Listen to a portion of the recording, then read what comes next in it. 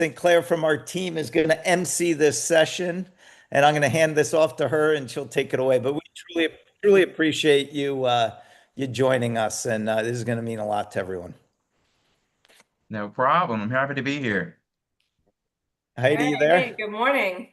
There she is. All right, how are you All right, doing? good morning. Good morning, everyone. So I'm really happy to introduce Marquis Watson. He's an experienced leader with a strong background in human resources, program, and operations management.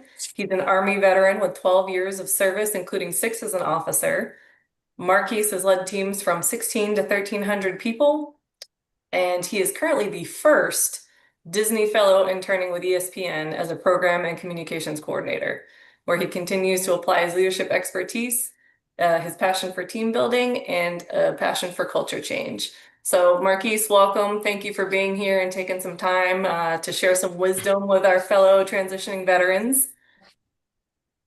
I'm excited to be here. Appreciate it. So transitioning from HR in the Army to now interning with ESPN, how would you say your military experiences have helped shape you and prepare you for this role? So hugely. So I actually, in my specific role that I'm doing, I'm kind of marrying a lot of the skills that I did use. So that project and program operations management, marrying those with my human resources skills is actually kind of exactly what I'm doing now at ESPN. So it translates really well. I think the biggest hurdle was actually translating the what I did in the military and using those I call them big boy words, but using those words that they use in the corporate space versus what we use in the military. I think that was the most challenging part. Yeah, that makes sense. So we spoke previously, and you mentioned that you actually got this role mostly through networking. So Yes, that's yes. something that we've talked Yeah. about a lot in the academy is building up your network and how a lot of jobs are actually gained through networking as opposed to applying. So can you touch on that a little bit, how networking got you into this position with ESPN? Oh yeah, for sure. So I mean, gone are the days of like, hey, we're just gonna apply, interview, and get the job. That's over with nowadays. All right. So you definitely have to know someone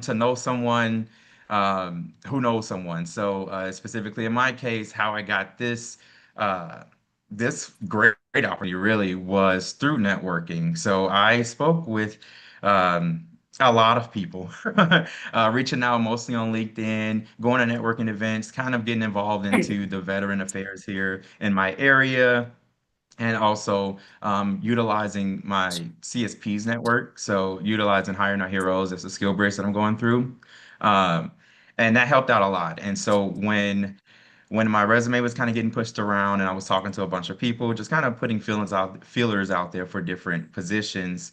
Um, I ended up getting an email from ESPN directly from the team that I was going to be working with, and they decided that they liked my resume and they wanted to interview. And during the interview process, towards the end, she kind of revealed that the reason why she really did reach out to me was because she actually heard my name kind of through the grapevine. And that's kind of how networking works. It's not always going to be as direct as, hey, I'm going to talk to this person and then they're going to help me out. And sometimes it is that direct, but a lot of times it's just talking to people, they're sharing your name, they're sharing your story, and you get putting your name out there in general. Like I said, through the grapevine, through the pipeline. And then from there, uh, from the interview process, we kind of decided that, hey, it was a good match. And that's kind of how it worked with Hiring Our Heroes. You have to match with the company so it's basically like really going through a whole job interview process, and then you kind of choose whichever company that you choose to match with.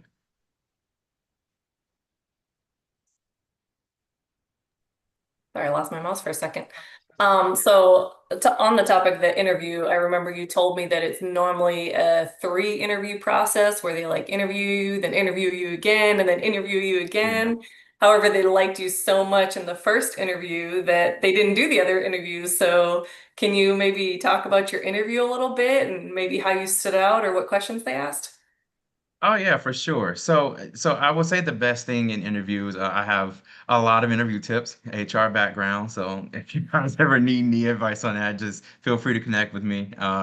But so yeah, I would say one of the biggest things is that as an interviewee, you always want to have questions. So when at the end when they ask, "Hey, what do you have any questions?" Always have questions. Always. There's about 3 to 4 questions that I always like to ask or just have like on standby. And kind of one of my go-to questions towards the end is at the very end, once you've had like a really good conversation, you always ask, "Hey, based on everything that we talked about today, is there any reservation on my past experience that will give you halt moving forward? If so, I would like to discuss it further." And that right there kind of forces them to think, and they're like, "Well, I don't have anything to kind of not move forward with," or they would actually say what it is, right? And so from that point, you actually know if you're going to the next step or not. And in fact,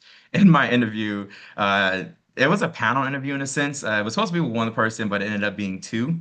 And both of the ladies that I interviewed with, they really enjoyed that question, and they said that beyond that, that was just kind of like the icing on the cake throughout the interview of what had me stand out.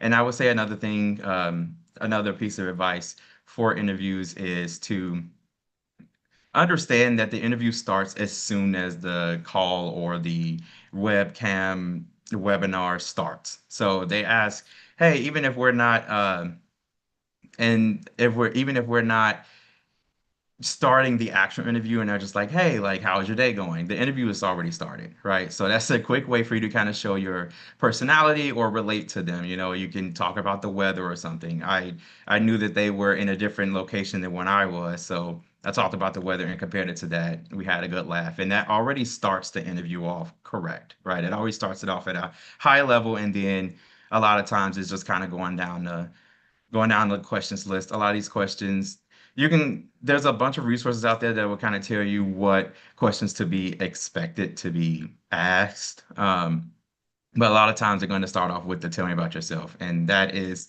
not a point for you to go through your whole life story, but rather, hey, you want to hit specific things like, "Hey, here's my specific skills that make me relevant for this job, that make you qualify for this job." Talk about your background and education, and then what can you do for the company. So I would say I have a lot of interview tips, but I think that the biggest thing that you want to take away is to always have questions and understand that the interview starts immediately. So even if it's not even a question that is specifically about the job or the role itself, you're being evaluated. And that same goes for networking as well. All calls, all meetups, anything, everything is an interview.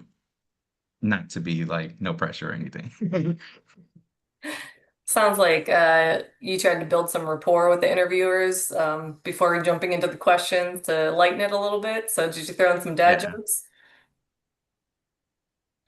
Yeah, for sure. I You guys saw, are saw really on your nice in the LinkedIn that comments you like also. dad jokes. So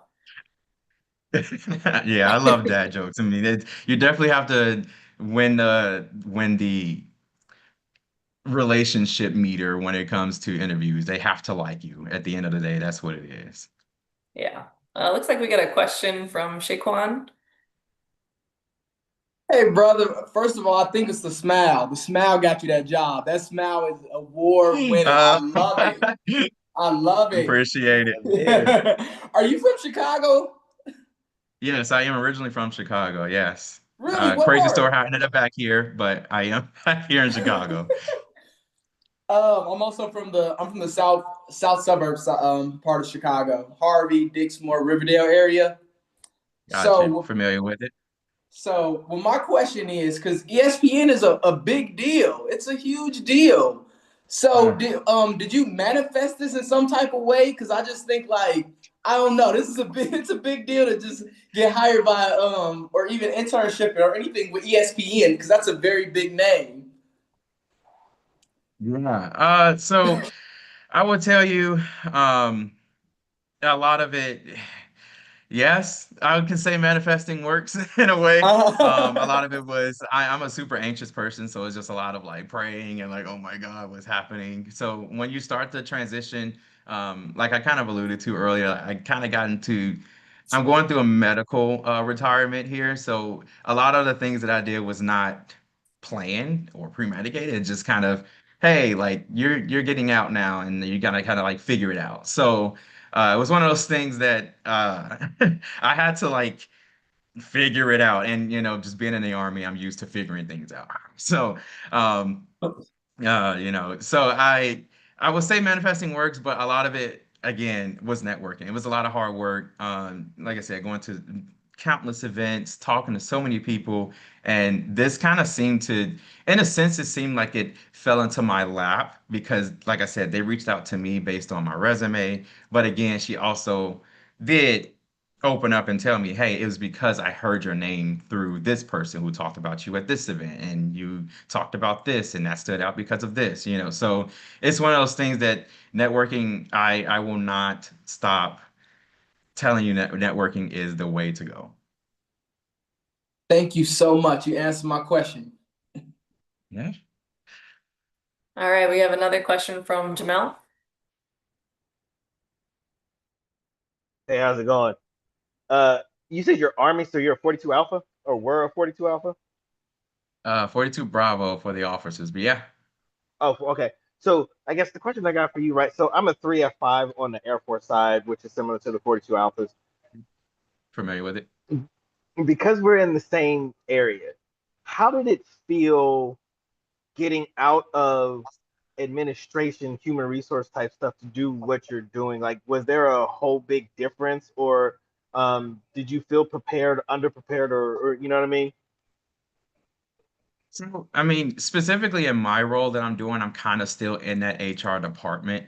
It is a little bit, I would say what makes it different is just understanding how you communicate with people. So the communication aspect, it's gone from just strictly emails or people who come to you and in your office space to kind of like you're working with a team now that is going to be helping you on a full project. And then you are going to be talking to a lot of VPs and executives just because you're in that communications role. So it's something that you're going to be the voice of whatever company or department that you are a part of.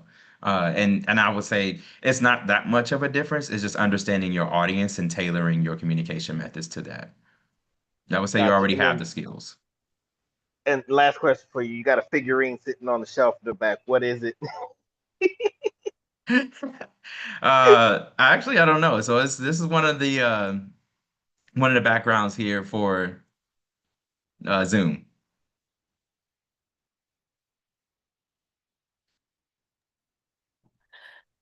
All right, well, I think everybody's pretty excited about a fellow vet getting their foot in the door with ESPN. Can you tell us about your role and has there been any surprises so far working with ESPN?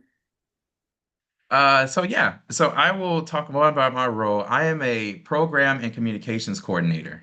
So it's kind of exactly what it sounds like. Like I said, it marries that project and program management aspect, and then the communications coordinator portion is the HR portion. And so what I basically do now is I work on projects to improve the employee lifecycle pipeline. So there's kind of three sections of how ESPN is set up, and right now we're kind of working on that production employee side, and we just what happens is we in this project what we're trying to do is enhance that employee life cycle. So what that means is there's a lot of HR words, but what that means is, hey, when the time that you come in as this lower level and then as you go through the different hierarchy of the different positions, what does that look like? How are you being supported? Are you meeting those specific goals and deadlines? Are you meeting those specific requirements for moving to the next step? Are you already past it and you're just kind of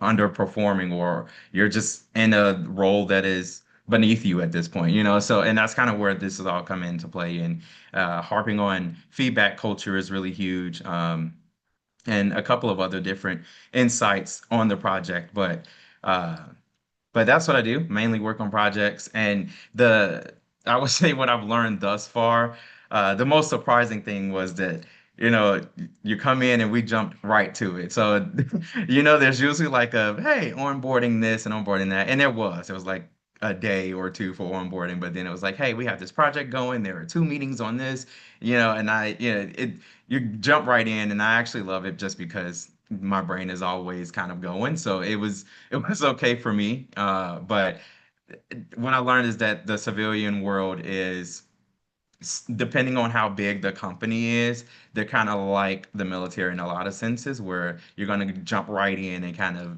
they welcome you to the team, and and then you're off to the races, right? But like I said, it also depends on how big the company is. I've also talked with people in my cohort um, every Friday, and the smaller companies seem to have a kind of a slower onboarding process because our fellowship lasts 12 weeks. So I think they kind of have everything set up like that. All right, let's see. Ashley has a question for you. Hello, sir. Good morning to you. Sorry, I was a little late. I was leaving a pain management appointment. Um, so how long have you been with ESPN? Right now, about 2 weeks, 2.5 weeks. Okay.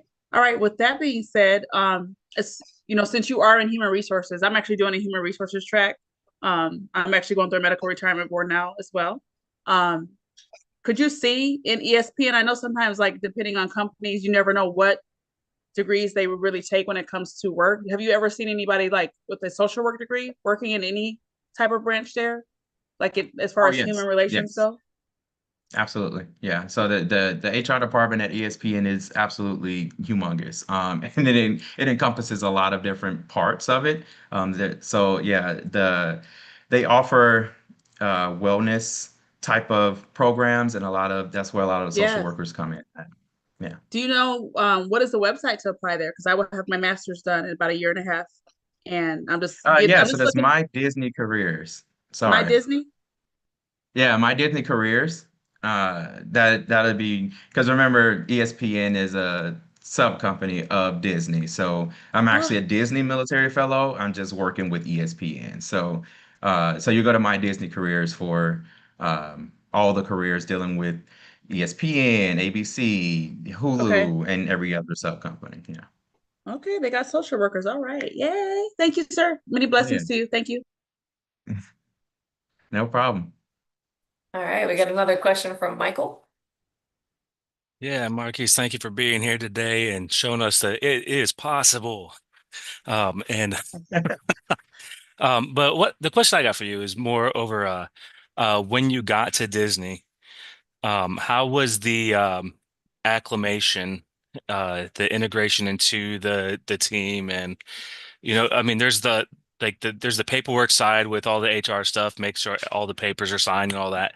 But when it came to like working alongside other Disney employees, like how was that for you?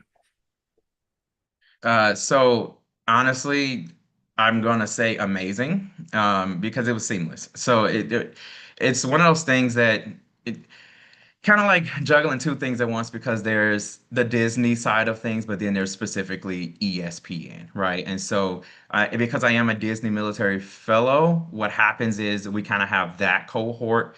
And we had an intro kind of meeting, and we got to meet the other fellows and meet a lot of other Disney employees and those who've also kind of gone through as a Disney military fellow as well. And then from there, you get to get new contacts, ask a bunch of questions, and kind of understand how the program has actually evolved. And you'll realize that everything is pretty new-ish. I mean, I think their first military fellow was in 2012, so not that long ago. I mean, it is, but not that long ago, right? So understanding that this program is also still evolving. I think I was part of one of the bigger cohorts, and it was about 11 of us. So it's not a whole bunch of people that go typically. And then from the ESPN side, that welcoming has also been really, really good, because the team that I interviewed with is also the team that I'm actually going to be working with. So I already had kind of built that rapport with them. And so when the project started, my boss kind of brought me onto the team, introduced me to the team, and we kind of got right to work. And then you start to see how people are leveraging their specific skills in their specific areas. And then where I can contribute is kind of really because I am a fellow and not like a full-time employee, it's like I can kind of decide where to contribute, or my boss decides that for me. Um, the military me, I like to take initiative. So I'm like, hey, like I see this is here, would it be all right if I interject here, if I do this? And a lot of times people like that because they think that, it shows that initiative, it shows that you're paying attention. And like I said, I kind of jump right into meetings and we're right in the middle of a project that is about, I would say about 85% done. So, I mean, if you know anything about projects, it's kind of like you're kind of getting to the hard part now because now you're trying to see the execution piece. So yeah, I would say the transition was easy. It was amazing. I would say talking to people helps a lot as well. Just learning more about the company, learning more about the company culture, how you fit into that company, and specifically like when you have a company nested in another one, where does your company fit in that grand scheme? And because I am a Disney military fellow, I am open to all of the Disney network. So they're there to help you kind of find a job within a Disney network. So it doesn't have to be ESPN. It can be Discovery or whatever, everything else that Disney owns. And so, right? The and conglomerate. we actually just had our first Discovery Disney military fellow. So I like to kind of put that out there because people don't know it exists. So it is a thing. And I told her I would also give a shout out to that. So. So where would you say, even as a fellow, your creativity is allowed to be expressed? Like what kind of, like how long is the leash on that? Pretty long. And I would say because of the nature of the projects that we work on, they really do value my feedback, and I offer that kind of new perspective because I am not a full-time employee and I'm new to the company. I can truly be a great, unique perspective on this life cycle project, right? I can look and tell them, hey, this is where I can see some pitfalls because as an employee here, like the leaders see this as one way, but as the employees, they don't understand that. And I know because I don't understand it. I'm new here. So I think that the lease is pretty long. And like I said, finding ways where you can be creative and innovative and kind of interject is one of the best ways to kind of make yourself stand out, make yourself unique. Because at the end of the day, right, it is a fellowship. I'm not necessarily hired there, but that is the goal, right? So. So my last question, and then I'll turn it over, is uh, what should we expect to see your name on the first credit scroll? I don't know. HR is one of those thankless jobs that always happen in the background. So, there's just one of those things that all my other HR folks understand. Everybody got paid You, because of Marquis. yeah, that would never happen. But one can dream and hope. All right, thanks, Michael. We have Jamel back in action. He's excited. He's ready to come over to ESPN with you.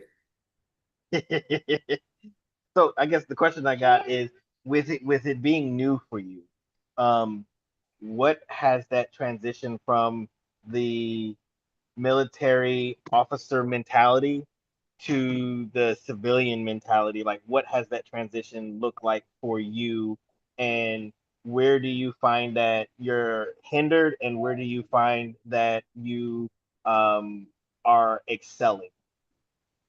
Okay. So as an officer, right, you kind of jump in as a manager, right? And so a lot of times your thinking is going to change when you're coming into another company where you're in a manager role, but it's now collaborative. And specifically kind of how it's set up in the army, right? We have the different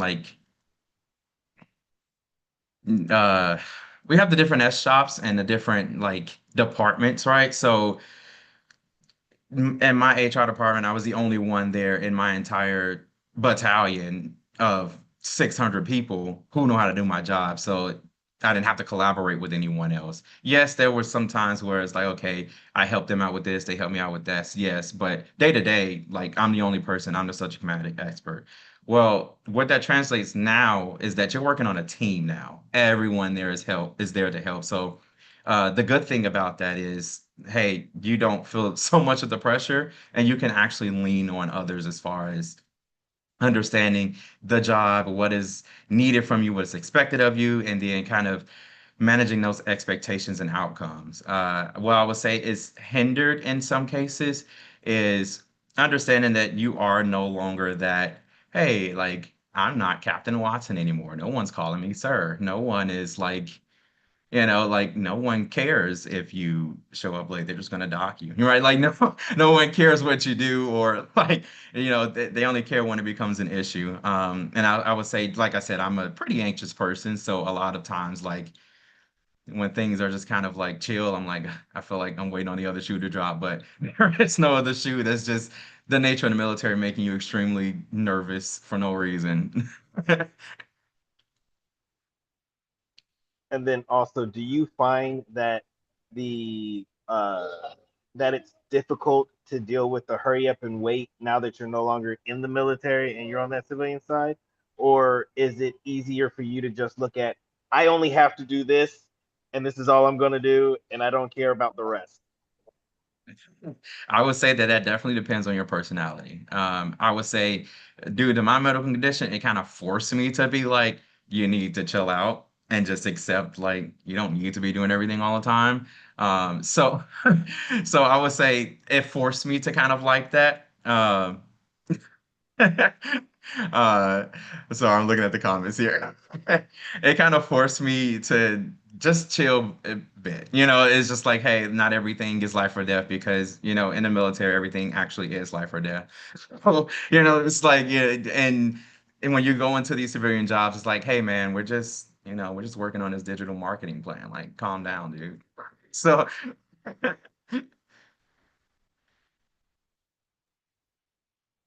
All right, looks like Jordy has a question. He's the founder of Seven Eagle Group, so you got Thanks, even him Abe. excited. Marquis, I love your energy. I love your passion. I want you guys to all like, look how he's carrying himself. That goes so far in corporate America and it getting hired. So thank you for bringing it like that, man. I appreciate you being a great example. Here's my question to you.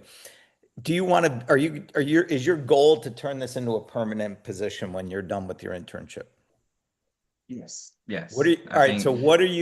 what have you thought about like, all right, what am I going to do over the next few months to prove to my boss, to the other workers here that they're going to be absolutely crazy if they don't pick you for a position? What are some of the things that you're going to do to be proactive, to really stand out? Oh yeah. So again, super nervous person. I always think about things like 10 steps ahead, right?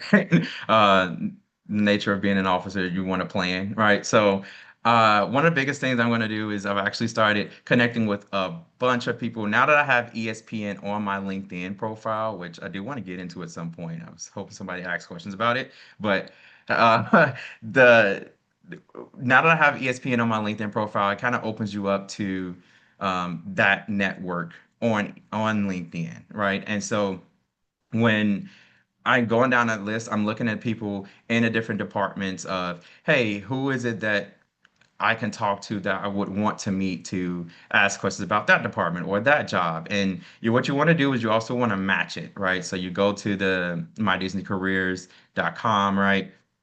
You look at that, you look and see what positions are available, will become available, and you get access to that network. And then you talk to people who are in those departments. And so, what I've actually been doing is reaching out to a bunch of people across the Disney network, not just in ESPN, but starting in ESPN. And my goal is to kind of build that rapport with people, kind of see where it leads, and help them understand like, yeah, I'm a Disney military fellow, I'm working in this department, want to connect and talk about this, and just kind of understanding where you can actually fit into the company. And so my plan is to kind of build that connection of networks. I'm sorry, the networks of connection, sorry. um, and see where that leads. I mean, that's just the one thing that you could do. The other thing is kind of leveraging a lot of the resources that you have. So once you are a part of a company, you do get like the inside of it. So if you don't know, about 70 to 80% of positions are hired from within. So now that I'm within the network, I can see, I can talk to other people that are like within a network that knows things about certain positions opening up that hasn't even made it to the general market yet. So leveraging your resources is one of the biggest things that I am going to do, and I will also recommend to others. And even if you don't know something, just ask. One thing I've learned in this transition is that there are an astronomical amount of resources for veterans as you transition and on the other side as well. And that is the same for every company. You just have to ask about them because you don't know what you don't know. And if it's not there in your face, you just got to ask, talk to people and ask about, hey, what works with this and what works with that. That's great. Thank you, man. I'm so glad that Heidi brought you on today because I want everyone to know you're 2 weeks ahead of everybody here on this call, right? So they can, I feel like people can totally relate to your journey. So thank you for so much for sharing it. So I'll go back to Heidi. Hey, we actually had a question in the comments that's a little further back, but getting back to it, somebody asked, can you describe a day in the life of Marquis? Of Marquis before ESPN or during. So I would say the day in the life of me. So I mean, I guess like my overall hobbies, I like to hang out with friends. I'm a pretty social person, if you can't tell. I like to talk to people, meet people. Like to. I'm actually going to join a bowling league here pretty soon. I'm not a great bowler, but I want to meet people and bowl. So and drink, have a good time. I'm going to do that. I like to hang out with friends. Like I said, I am a huge movie buff. I'm a huge foodie as well. I love to travel and explore. So, if I ever get a chance, I get out the house and just try something new, especially being in Chicago, huge city, always something happening here, always something, um, always something to do and like learn from and just explore. So I'm huge on exploring things, foodie, watching movies, hanging out with friends, and I've been trying to pick up reading here. It has not been the greatest thing for me. I have not been super great in it, but I have been picking up reading, and I actually did read about 3 books this year. I've read two professional books and one kind of what I want to and willing to share those. As well. And yeah, I was looking at some audiobooks too, because I'll tell you, audiobooks, I think that's going to be the thing for me. Because for me, reading an actual book is like, is just going to naturally put me to sleep.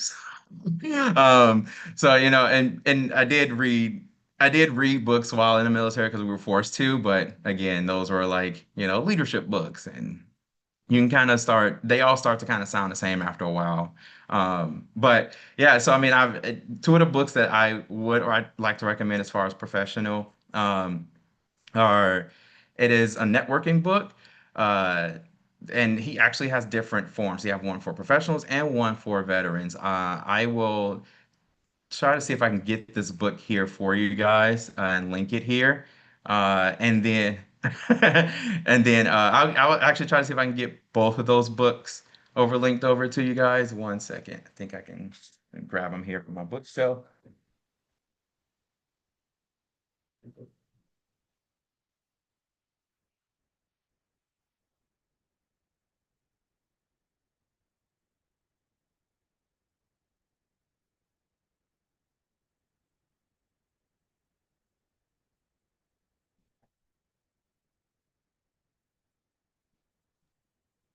All right. Sorry. So okay, the 20-minute networking meeting is won by Nathan Perez. He's actually a veteran as well. And he is I came back. Uh, he actually got a bunch of different editions. So he has like a professional edition and he has like a veterans edition as well. Really good books, really good insight on how to network and what you're doing it for, what's the purpose. And I will try to get all these links over to Heidi as well. The other one is kind of like it's like a republishing. It's called Mindset. So this one is really good at like kind of the psychology like of success. And that is really just understanding what it is to be successful psychologically, like for yourself and how you project to others. Really good book. I finished this book and I was proud of myself because again, I'm trying to get more into reading. And then another professional good book is Atomic Habits. Really good book, and again, also dealing with like kind of the psychology behind things. And so I'll try to get these books over to Heidi or Jordy, and try to see if I can get them out there. Atomic Habits is by James Clear. Mindset is by Carol S. Dweck. Um, and the 20-minute networking meeting, kind of all those versions are from Nathan A. Perez. Awesome. Thank you for sharing that. We did have a question from Demario. Do you still have a That's what I question? do, I guess. And then now I work with ESPN. So throughout my day, I'm working on projects and talking to people and executives and networking. Yeah, how you Sounds doing? super boring. No, I'm just kidding. How you doing, Marquis? So my question, I do appreciate just hearing, about your hobbies and everything, but as far as like your hobbies and including your what you do work related with ESPN, because somebody did post a video saying like what it looks like and a little humor with working with ESPN and Disney and everything, but my question was more directly towards like your work-life balance with dealing with or with working with them plus your hobbies like your bowling, your eating, like how like some jobs you don't get to eat as much as you want, but there's other jobs where you're like, oh man, I got all this free time, where's the bucket of ice cream, so I'm just curious about that aspect of it as well.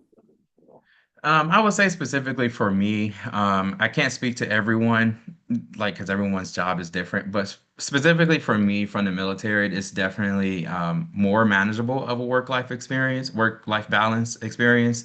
Uh, just because kind of being that officer in the Army, it's you're in charge of so much. You're never really off duty, and soldiers are going to soldiers. So they're going to do things that are going to call you back into work or make you have to do some type of report that's going to keep you up later or what have you. I mean, You don't I have those won't situations bore still y'all though, with do my you? sob stories, but as a lieutenant, I was going through it at Fort Bliss, You don't have and those and so that situations kind of still, right? translated.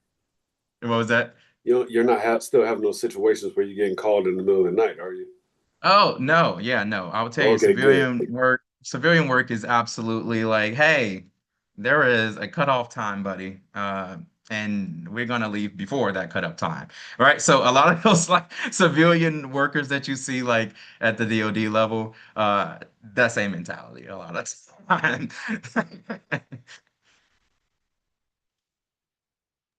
Thank you. Yeah, I see a lot of comments about Fort Bliss. So yeah, that was my first duty station. I was there, and so I got there. If this timeline would stand out to anyone, I got there in March of 2020, and then and then I left in August of 21. Yeah, Fort Bliss itself, great facilities. I actually really do love El Paso. I miss it a lot. If you guys never been to El Paso, I highly recommend it. The food there is top tier. I mean, yeah, it's literally Mexico is literally across the street. So like if you like Mexican food, there it is. Right. I always recommend El Paso because people talk about it from like 2007 and 8 and they're like it was terrible and I'm like yeah, it's a completely different place. And yeah, the PX at Fort Bliss is absolutely amazing. It's like a outdoor like strip mall. And I can't sing the praises of El Paso enough, but I will tell you my unit there was mentally damaging. So I had to leave there. Yeah, for 1AD, if you're in the Army, First Army Division is not the greatest place for for your mental health, especially. So I started out as an armor officer, by the way. Sorry. So um, I working on tanks. Started out doing that first, and then transitioned over to human resources because that's what I really wanted to do when I first commissioned. Yeah, and I guess I could say I didn't make it easier for myself. After 1AD, I went to 3rd ID, which was in Fort Stewart, Georgia, and pretty much the same thing. But at that time, I was an HR officer, which, and then we went straight to deploying. I deployed like 2 months after getting there, and it was rough. I'll tell you, those ABCTs are not. They're not for the weak. They're not for the weak of heart. Quite literally, I had a weak heart. That is what got me into my medical condition here. Uh, it's crazy. 3rd ID, 1AD, interesting times. Great post to be at as far as like locations and things like that. But you're definitely going to work for sure. Being in the Army, I don't know how it works for the other sides. It's the The same. They Warren just work us Express. differently. I'm triggered. It's the same, sir. In the Air Force, it's the same, but it's a little different, but it's still, yeah. Yeah. Did you say you're triggered? Oh yeah, for sure. I actually have PTSD. So this also I claim that. So please claim that on your VPAs. Yeah, Cloudcroft is great too. So one of the great things about El Paso, I know I'm kind of jumping around. I'm just looking at the comments. There's things you can do all within like a 2-hour radius. So you can go to Alamogordo, Cloudcroft, there's White Sands. There's, you can, if you need greenery, you can go to New Mexico. If you need snow, you can go up there as well. El Paso is kind of in a great location, and El Paso itself is a great city. It's also expanding eastward because there's nothing between El Paso and Dallas. It's just desert. So, uh, highly recommend. Highly recommend if you never got out to El Paso, put it on your bucket list. Just go for like a week. All right, we got a question from Ricky. Hey there, Marquis. Good morning. Hey. Chicago fellow native here. So it's exciting that you're out here working at ESPN. You're in a huge, huge sports market with the Chicago Bears, the Blackhawks, the White Sox. So I had to get your opinion. No, Lord. Oh, Lord. Where is this going, Ricky? Where is this going? I was just curious, what is your outlook being in the sports world now of the Chicago Bears? And are you a Sox fan or a Cubs fan? That's really what I got to know. Okay. Okay. Now I'm going to, this is gonna, he's showing my real Chicago roots here. So I want to start off by prefacing everything I'm going to say. I'm a huge Chicago sports fan in general, right? And Michael's kind of answering it here for me, but so I'll get to Bears in a minute because I can go all day about them. But to answer that second question, I was born on the South Side, born and raised, went to Hyde Park Academy for high school. I am a Cubs fan. I'm a Cubs fan. However, and it's not so much as because of like, I just think they're like a better team, which they actually are, like statistically. But it's just because the vibe and the feel of Wrigleyville area is so much more fun and uplifting and like, I'm sorry, Ricky. But I'm a Cubs fan, but again, I am a Chicago fan. So you're going to see me go hard for all the Chicago teams. I've been going hard for Chicago Sky, even though we were like second to That's last what in the WNBA. all Chicago I'm just Cubs fans say. just a huge Chicago fan in general. Cubs fan though.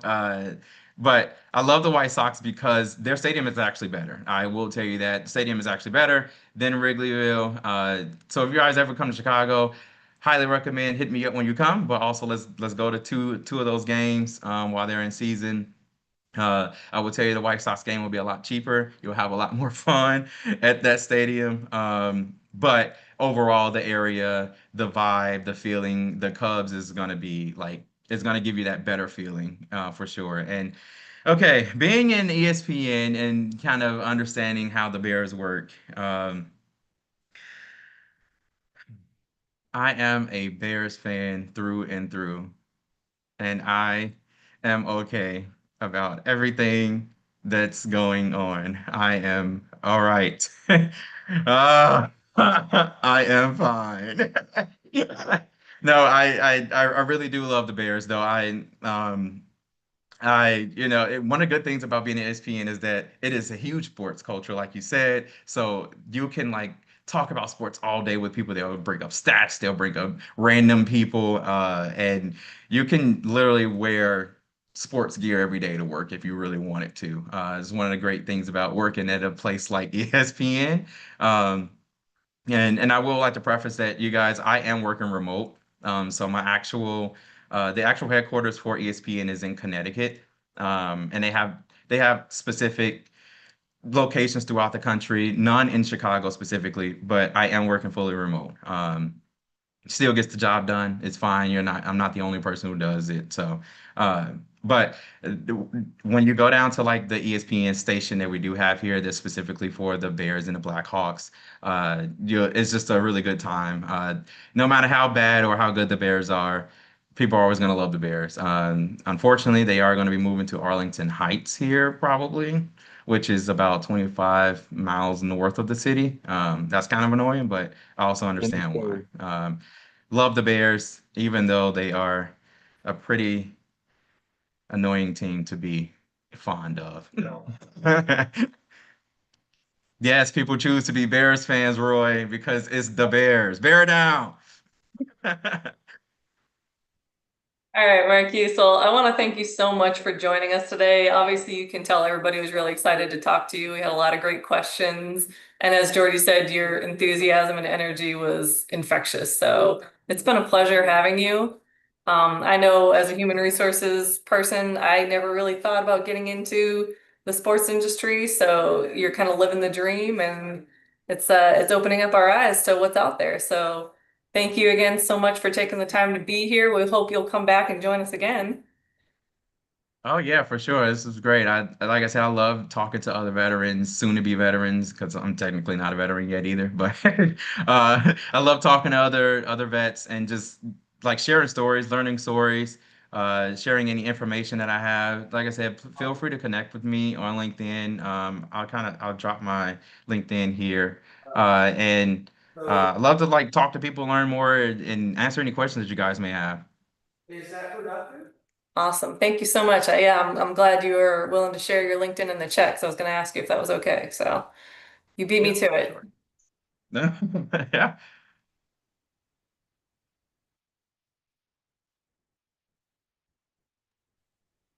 Great job emceeing that, Heidi. Marquis, thank you so much, man. We appreciate you. This was great. We want to Thanks. see you on that permanent team in a few months. So, Manifesting it. We're gonna and when manifest you it. and when you come out to headquarters, give me a holler because I'm not far from there. All right, so we'll All meet. right. We'll start up again in 12 minutes. If you guys want to take a little break, go get some water, and then we'll do a little training session for the next hour. Thanks for having me, you guys. You got it, buddy. Take care. Thank you. Ricky, you there? Ricky P.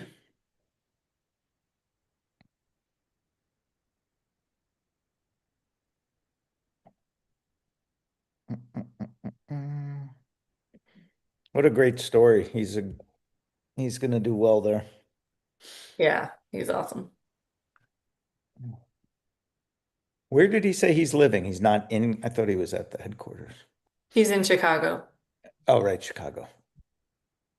Well, that's good that they let him work remote. Did he talk? He didn't talk much about what he's doing though, right? At ESPN? Yeah, he did. He touched He on did. that. Okay. Being a program and communications coordinator, he kind of went through what his day-to-day is. What he does. Oh, good. I'm gonna definitely try to meet up with him. You should, man. You should. You're in Chicago, right? Yeah, I'm going back to Chicago. Oh, good. Yeah, go out to lunch with him or whatever. maybe he'll, well, did he say they, or they don't have an office in Chicago. He's working from his house, right?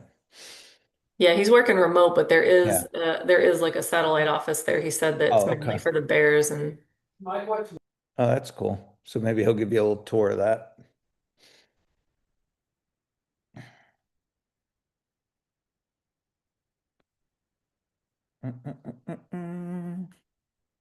Ricky, are you there? Pizak?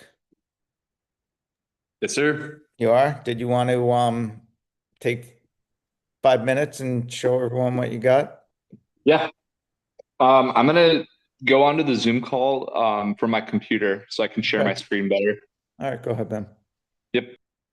I'll be logging in like 5 minutes. I'll figure it all out.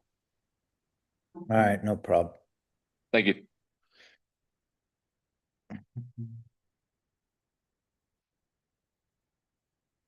When you guys do get when you get your first job, whether it's with OJT and SkillBridge or actually working somewhere, there's there are certain things you can do, I feel, to get on the fast track immediately and to get a reputation that will set you apart from everybody else.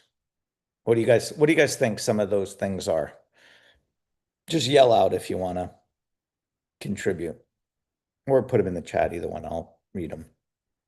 So you get hired at day one, day two. What can you do to set yourself apart from everyone else? So you build this immediate reputation as somebody who's going to be on the fast track. A positive attitude and willing to make quick or good decisions, but quickly, I guess you could say, if need.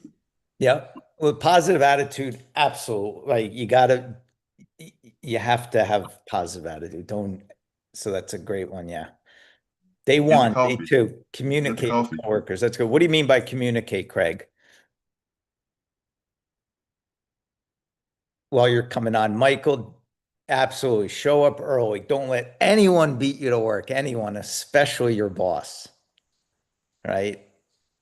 I always say life gets worse before it gets better. You have to suck it up a little in the beginning to you're not going to be paid for that extra hour that you're at the office, but if you are there waiting for, let's just say it's an office where somebody's got to come in with a key or whatever, and you're waiting there and you're sitting on the steps while they're walking to the door, and then you don't let anyone beat you at the end of the night, like stay longer. It's very powerful. Show up early, good attitude, yes, play well with others, find a mentor, yes, Charlize, excellent. I'm sorry, Charlize C. Did I pronounce that right? Charlize C. So find a mentor. What do you mean by that? Go around, make connections. Yeah. As for us females, like maybe try and look for another female mentor. So Yeah. Bring donuts. That's funny. in Yeah, that realm. exactly. Fine. So, listen, you got to go at the pace. You don't want to overdo this stuff, but just go at a pace where um, uh, you're not drawing excessive attention to yourself. Like, oh my God, she's going up to everyone in the office, right? Not that, but just be smart with how you approach it, but find the department you want to work for, right? Like, so Marquis is going to determine quickly what department at ESPN interests him, you know? And then it's like once that happens, then you just start hanging out there. You find a mentor there, somebody who's doing a job that you want to do, or higher up even, and just be honest. I'm looking for a mentor. I'd love to grab coffee with you, you know? Good. Bring donuts. That's a good one. Introduce yourself. Yeah, make the rounds. Absolutely, Roy. That's a great one. Just go around, just meet everyone you can. Right? Might run up to somebody, you go to somebody in an office or a cubicle, you shake your hand, you smile, you introduce yourself. As soon as you turn away to walk, write down their name and write down like what you talked about, because you'll lose track of all this stuff. It's hard. That's good. Micah, did you have something? Can you hear me? Yeah, go ahead. Yeah, I think, at least from my experience, I think that getting there and showing that you have a good work ethic up front is just Yep. critically beneficial. And that includes, like, I feel like I know it's not the same in civilian and in the military world, but when you change duty stations or you go to a different unit, for instance, I've been in for 12 years. I've had three different occupations that are vastly different from one another. Yep. One of them, the first was infantry, the second one was counterintelligence, and then the third, right now I'm a SEER instructor. Yep. And when I go to these different jobs, you know, feel like a lot of times one of the challenges, like, I don't want to seem incompetent, so I don't want to ask a lot of elementary questions. But in the end, that's what really gets me I guess my reputation as like a hard work ethic is like I go there, I realize I don't know everything. I ask Yeah. questions and I try to as I gather information, I try to implement them. And I also don't work to the I try not to work to the clock. It's like, okay, when can I get off? Yeah. If there's something to be done, then I will do it regardless of, Yeah. when I see everybody else checking out. Great advice. And that's separated me, at least, from my Right. perspective. That's separated me from other workers, for a lack of a better term. Yeah, great advice. You guys know all the stuff to do. Just in the beginning, you have to set a name for yourself out of the gate. As people are making first impressions on you, you want that impression to be an awesome one. Oh my God, she's always smiling. She seems like a really nice person. She's here always staying late. Not, oh, yeah, I haven't really seen her much. I saw her that she was getting coffee before, but I didn't get a chance to talk to her. Like, just be proactive, be out, go out of the way to make people recognize you. Anyway, we'll do more on that later, but I want to get going. Ricky, you got 5 minutes. Can you go fast and go through what you wanted to share? For some reason, I'm not finding where it What you was. wanted? I will All do right, this well, during lunch, though. no Yeah, worries, I'll man. find it. You want to I'll do find it? it during this next Zoom call. Yeah, we could do it at the end of the session if you want. Yeah. So Okay, sorry that's about fine. that. All right, cool. I thought I still had the page No up, worries, but man. No worries, no worries. So it's I'll fine. figure out how to get to it, though. Thank you. You got it, bud. Yeah, found some features on LinkedIn he wanted to share with you guys. So give him a chance to do I'll that. just give a quick summary about it, though, really quick while I have some time, I guess. There's a thing on LinkedIn that deals more with like people selling, but instead it kind of gives your LinkedIn profile a rating based on other LinkedIn profiles. So it takes, like, let's say it was Jordy's account, right?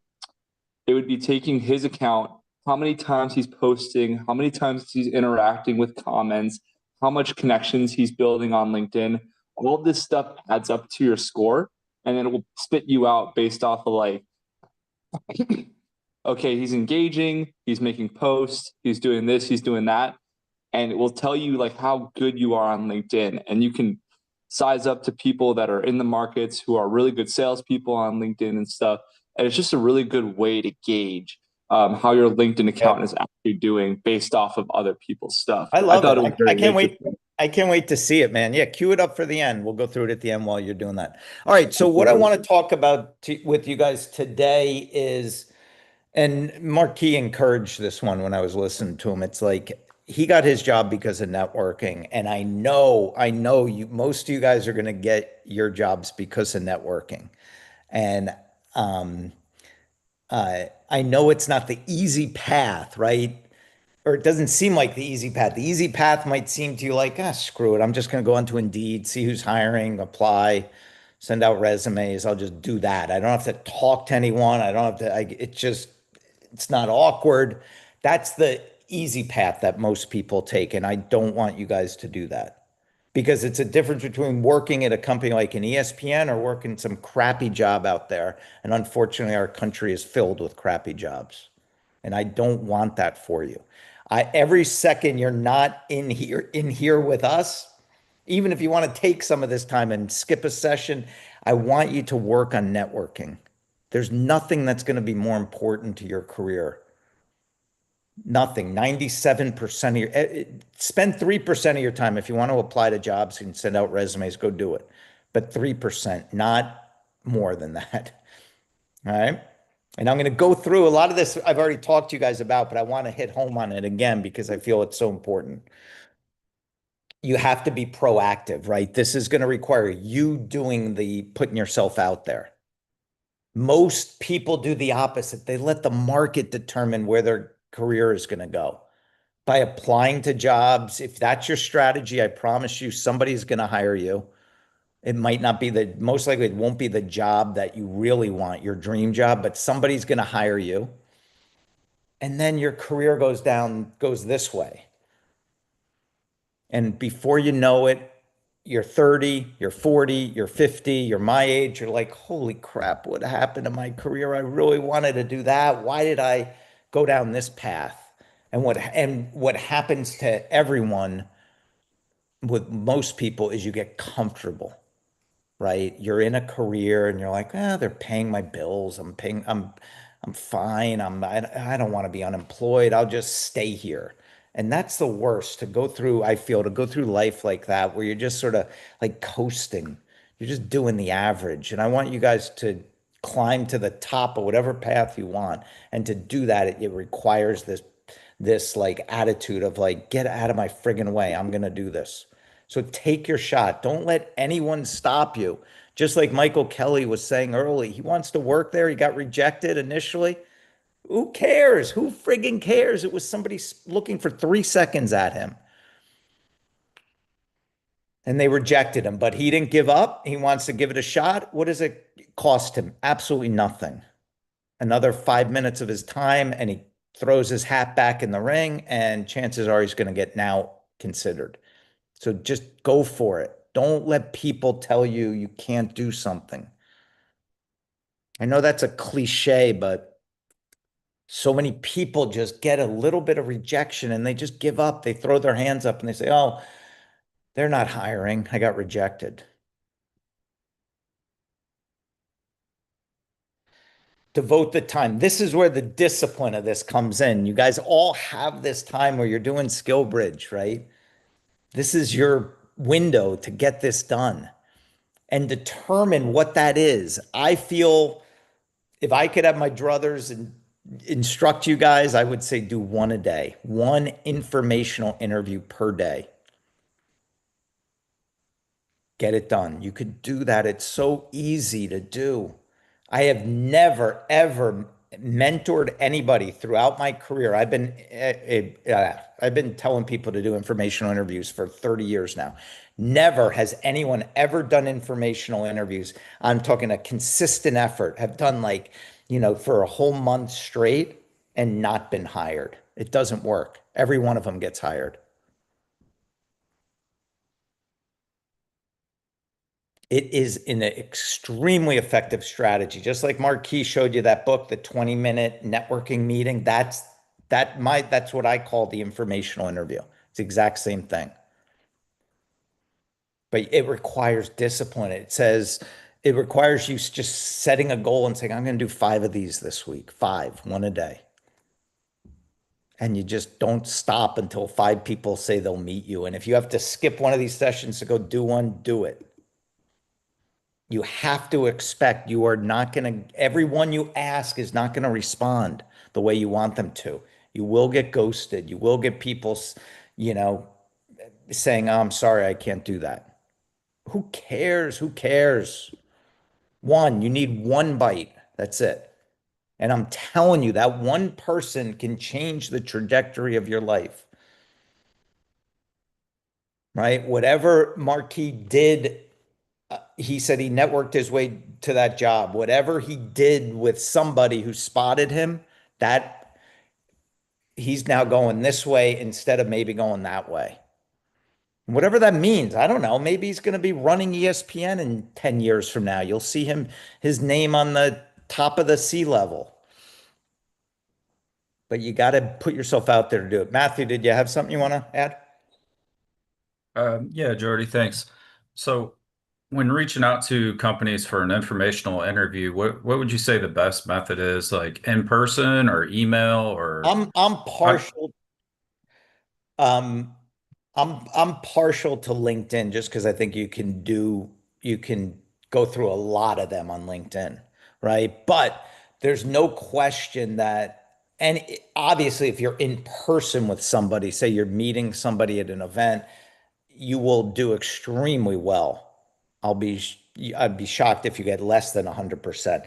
If you're over the phone, I think you'll do even better than like LinkedIn or email. But just like sort of like if I had to rank them in sort of priority order, in person, but that's not a likely scenario. We're not often in face to face with people, but that will do the best. Phone will do next best. And then, LinkedIn, email, however you can, it's just however you can get your message in front of them. You got to cut through that clutter. That's the trick of this, is how do you get them to read your message, hear your message for 30 seconds of their day? And if they do, I feel you'll do well enough to have success with this. If you guys all have LinkedIn Premium, which you should, it's free for a year, you can send out about 140 requests per week. Those are connect requests. Of those 140 requests you send out, you should get the majority of them to connect back to you if you do take our strategies on how to connect. And I feel those 140 requests will lead to 5 meetings per week. More than 5. Even if you get 140 connect requests go out, 70 of them come back positive. Of those 70, you ask 70 to meet with you in an informational setting, you will get 5 of them. It's less than 10%. So that's over a 90% rejection or ghosting rate, and you're still going to achieve the goal. 5 meetings a week is 20 in a month. Some of you guys have 3 months with us. That's six. You could have 60 meetings, 60. You will not need to do 60 to get on a path that is exactly what you want. You will not need 60. Most people will never get that far. If you do it correctly, you won't get that far. You won't have to get that far. You will get hired much, much sooner. Companies are always, always on the lookout for good talent. I don't care what anyone says. Oh, we don't have a job opening today. BS. They always have hiring needs. There's probably somebody on their team the owner would love to replace with somebody who's going to perform better. People are constantly quitting and getting fired, and companies are winning new contracts or new business, or someone's going on maternity leave, whatever it is. There's always an opportunity to add value to a company, and the companies know that. It's the number one concern of a business owner is the people on his or her team. I need better people, better people. You come along and make that opportunity very real for them, and they will find spots for you. Colby, go ahead, bud. Sure, can you hear me? Mm-hmm. Yeah, so you keep saying it's easy. I've sent my stuff out to like 50 people, and most of the time in cybersecurity, it's, hey, we can't talk about that. I hand your stuff to a hiring manager. That's the end of the conversation. And if you keep What are pushing you it, doing though? Walk me through what you're doing. so I reach out just like they said, like, hey, I saw you're an Air Force veteran. I'm an Air Force veteran. Can you help me out with what your company does? How does it work, etc. I've tried all those pitches. Cybersecurity is always paranoid. We're going to be the first paranoid. So reaching out cold fish is normally met with this guy is trying to get information out of the company. I've Oh, I been see. They're one that's down protected. and They meeting think was you're like a blocked. spy or something. I don't know. Listen, Yeah, it's going to be harder for you than somebody going into sports. I'm just talking. Unfortunately, I can't do anything about that, but I would just change the pitch to, hey, can you tell me what your company does, to you got to make it about the person, not about the company, right? Hey, Steve, man, what an incredible career path that you've had. I am so inspired. I see your journey. You went from Towson University to now working as a CISO. I'm just trying to figure it out what I want to do next. I'm getting out of the Air Force. I could really benefit from some mentorship right now. Any chance you'd be want to jump on Zoom with me for a few minutes? I'm not looking for a job. Just want to hear your story, hear advice you might have for me. Like, make it more about them and their desire to be a mentor and you will, I know you will get a much better response than, hey, what's it like to work at this company? I'm hoping you can tell me. Then it's maybe that sounds a little more fishy, but reach out to me. I know a ton of people in cyber. I'll help you get your first few interviews. Okay. Just reach out. Mayor, if you're on the phone, if you're on the line, can you just put my cell in the chat for people if anyone wants to do like one-on-ones with me? Colby, just reach out to me. I'll get you introduced to some people, okay? Roger. And then anyone tomorrow, and I have to be in the car for 4 hours tomorrow, so I'm more than happy to do one-on-one calls with anybody. And Mary will put my phone in the chat. Do you need a friend on the drive? Want to come with me? All right. Be persistent. So this is like Colby, like up your alley. Like, yeah, maybe you have to reach out to make the request to 10 people instead of 5 to get one to say, I don't know. But you got to be persistent. You got to personalize those requests. Oh, what? I was like, what the hell did I write there? Whatever it takes, meaning get the message. You just got to get your message read. Most of the time, the messages are not read, right? You might try, oh, let me email the person, and it never gets there. So LinkedIn, email, phone. Those are the 3 main ones you're going to use. I'm partial to LinkedIn because it's just the easiest. And I know LinkedIn will get a better deliverability rate than an email. Your email might go to their junk box or whatever, or you might not have the right email. Phone is going to be, it might be hard to find somebody's phone number, but whatever, man, just pound away at it. Figure it out. Call the headquarters, right? Right? Call the headquarters, get somebody to pick up the phone, ask for sales, they'll pick it up, and then say, oh, I was wondering if you could do me a huge favor. I'm getting out of the military. I'm trying to reach, Marquis. I know he lives somewhere in Chicago. Is there anyone you can push me on to that might have his phone, right? Just go for it. Who cares? Be unique, be creative. We talked about that last time, right? Be different than all the other people out there you're competing with for these guys' attention. And if that means sending a FedEx to them with your video that you're going to do it.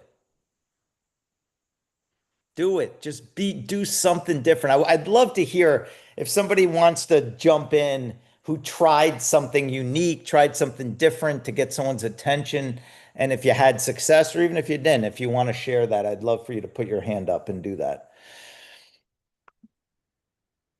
Olivia, did you have something quickly? I just had a quick question about what the process looks like for getting the OJT approved. Like for interviews, how long should I tell them the typical turnaround time is?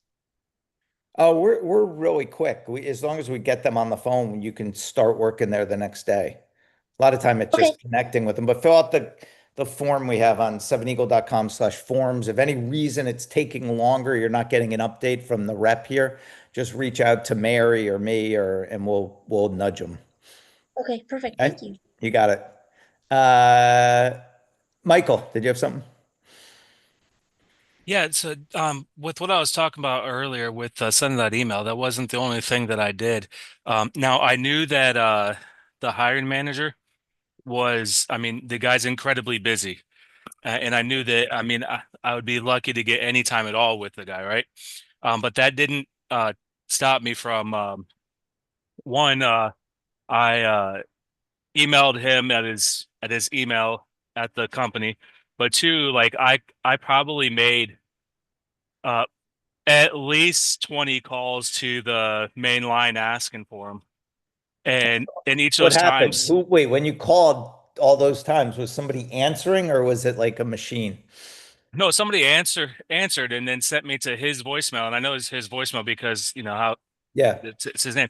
And I just, hey, I'm moving back to the city, and I'd really like to touch base on the current trends in town, and it's just something like that. Just not, hey, do you got a job? But like, hey, I'm moving back, and I'm really interested in getting with like-minded people in town, and Yeah, wonder, I love it. just stuff. But I probably left like 20 voicemails on his phone. He's like, what the fuck? Let me just call this guy back, get him stopped. It's that That's okay. persistence. As long as you're professional, I would keep, whenever you're doing that outreach, keep it 100% on the mentorship.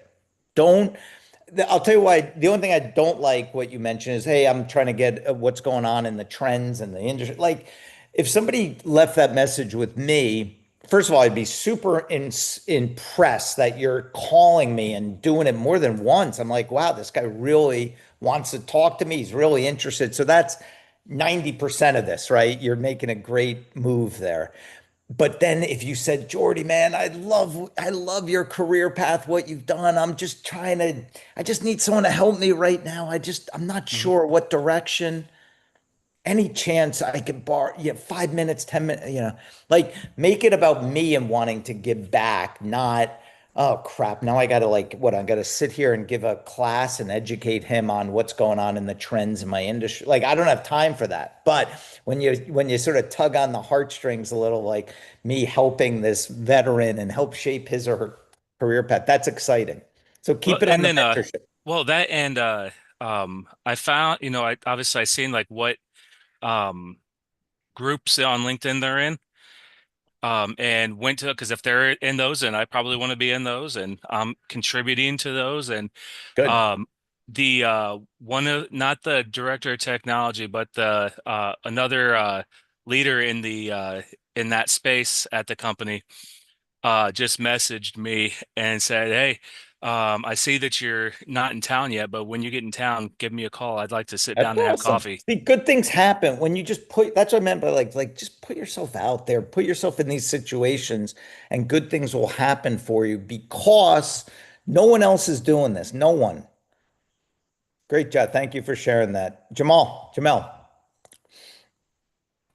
Hey, quick question. So in regards to kind of what you were saying with saying to Jordy about how he should have left the message or whatever, can you come back from that when you're trying to get with someone, or is that just something that you end up writing off as a loss? You mean you ask someone, they ghost you or they don't respond. You're saying, do I just move on or do I keep going with him? Well, so the guy that he left the messages for, and you're Yeah. like, you said you would be impressed for someone to reach out for you like that, but then with what was said, like if we make a mistake when we are trying to network with someone or connect with someone, um, can we recover with that person Oh yeah. if we realize that we 100%. made a mistake? You will. Everyone's going to make mistakes. I make mistakes when I call people. I say stupid things that I wish I didn't say. Not stupid, but I'm like, oh man, why did I say that? Right? It's okay. Just be yourself. And if you're yourself and you're transparent, you're just like, listen, I need help right now. I want to make a great decision and I need some guidance. And everyone tells me everything I read about you is you are the best in this industry. And I want to talk to you. I want to talk to the best. This is something I'm taking very seriously. It's my career. I want to make good decisions. I would be so honored and so grateful if we can meet on Zoom for a couple minutes. Just tell me the date and time. I'll be there. Right? Just go right at them. Don't have any hesitation with this stuff.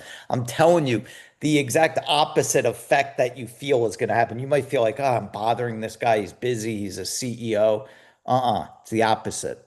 It's like, holy cow, wow, I got to go get it. Because they're thinking like I got a fish on the line. I got somebody who maybe is going to be a great team member here because they have that grit, that toughness. They're calling me up. They're leaving 20 messages for me, right? Now, you don't want to, you got to determine, I don't want to be a pain in the ass. I don't want to be somebody like, oh my God, it's this freaking guy, Michael Kelly. Like, not that. Like, my advice would be mix it up. I don't think you need to leave 20 eventually, but and I don't know if you were just making a point, What? but mix it up. Like, do some email, some LinkedIn, and hey, I hope you admire my persistence. I know I've called a bunch of times. I know I left some messages. I know you're slammed, but But I there want may you to be know how people though, badly I Jardy. want to be there. There What, may Mike? be people that see my name on the call ID and hit the send the voicemail. Something good is going to happen for Michael from that effort, right? And it's not easy. I'm not saying this stuff's easy. You will feel awkward. Your heart's going to be beating fast when you're doing this, but just throw your hat in the ring. Take your swing. Good job. Timmy.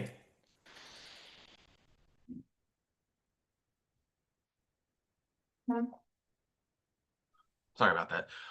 Yeah, so in regards to like LinkedIn and stuff like that and premium, I've tried multiple times, just like a lot of people in chat, to Get it? try and get the premium. But do you have any tips on getting past the sheer IP No, wall I by don't know chance? because I never did it myself. I just pay for that. This would be my advice. It's not ideal, but just friggin' pay for it. It's I don't know what they're charging.